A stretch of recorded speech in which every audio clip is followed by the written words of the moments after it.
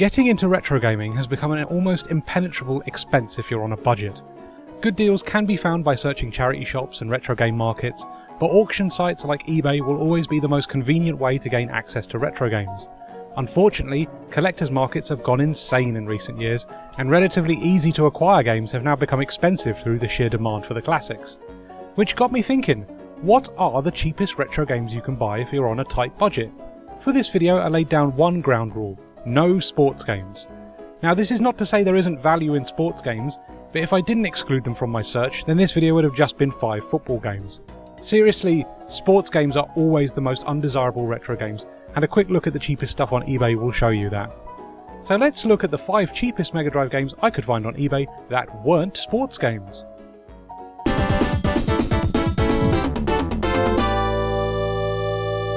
First up we have Zoop, which I was fully expecting to see. Whenever I go to retro game markets, anyone stocking Mega Drive games will always have a copy of Zoop, and it will normally be one of their cheapest games. Zoop is a puzzle game where you control a cursor in the centre of the screen and you must clear the coloured shapes that descend upon you from 4 different directions by attacking them with the same colour. If you hit a shape of a different colour, then your cursor will take on that colour, allowing you to clear shapes of different colours. The difficulty comes from the increasing speed and not getting too attached to one side of the playfield, because you'll soon lose track of what is happening elsewhere. If a shape makes it into your play area in the centre, then it's game over. It's a simple premise and it's actually executed really well, with some stylish visuals and a surprisingly atmospheric soundtrack. Zoop has a great presentation, and while it isn't the most involved puzzle game out there, I enjoyed my time with this and would definitely recommend it to fans of puzzle games.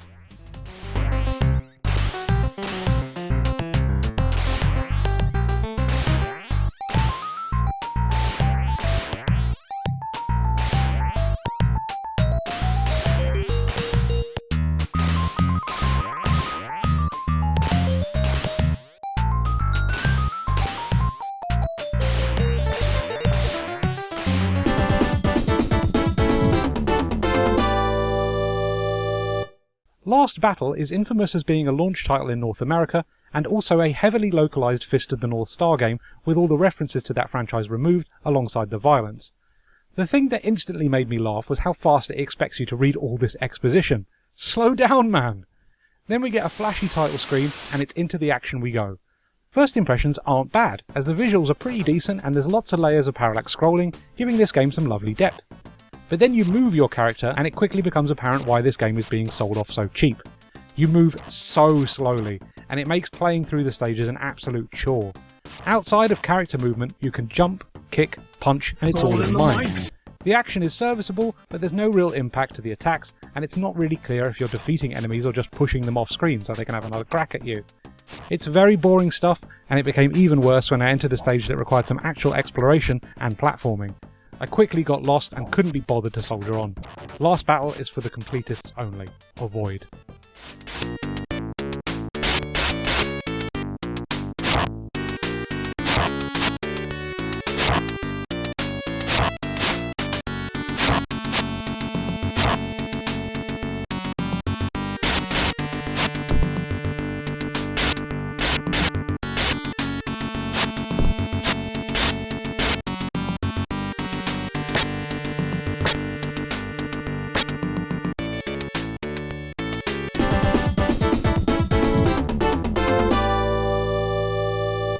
Wrestle War is up next.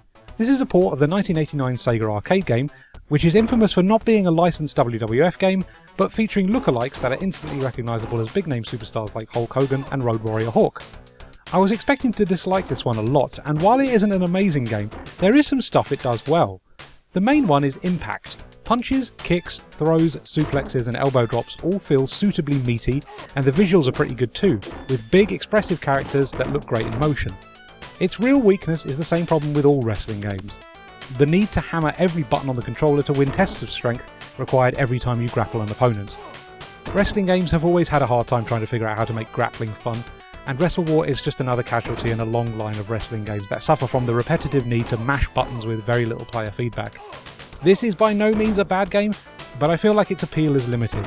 An interesting curio nonetheless.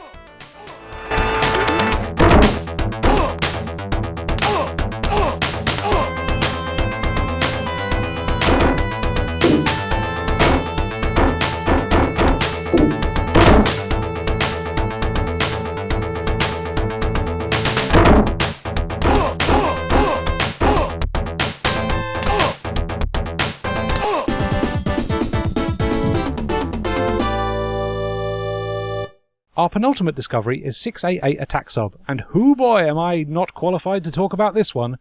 688 Attack Sub is a pretty involved strategy game that requires you to have an instruction manual open at all times, because there's so many screens with so many different controls on them, alongside a confusing navigation system that felt like I was only ever stumbling onto different screens instead of actually being in control.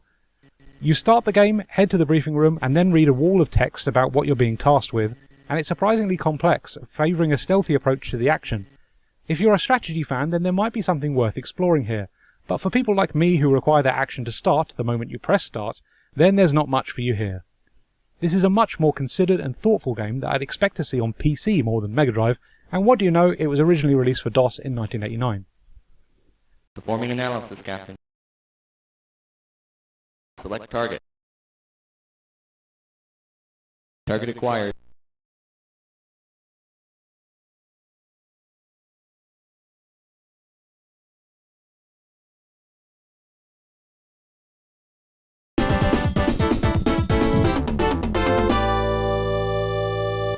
Finally, we're taking a look at F-117 Nightstorm, and it's the only big Electronic Arts cartridge with the yellow tab that we've got on this list.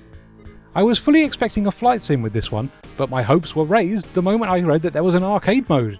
Maybe I'll get a nice shooty action fix with this game. Disappointingly, this is another slow, tedious game with limited control and not a lot going on.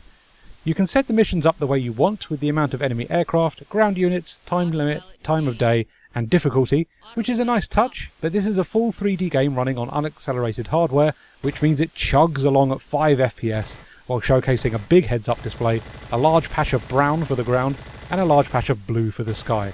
And you have to pick out tiny little enemies and shoot them down quickly, and it's not a fun time. Again, this is not a game for me, and it is definitely targeted at a more hardcore flight sim audience, but even then I doubt anyone would want to wrestle with these laughable frame rates.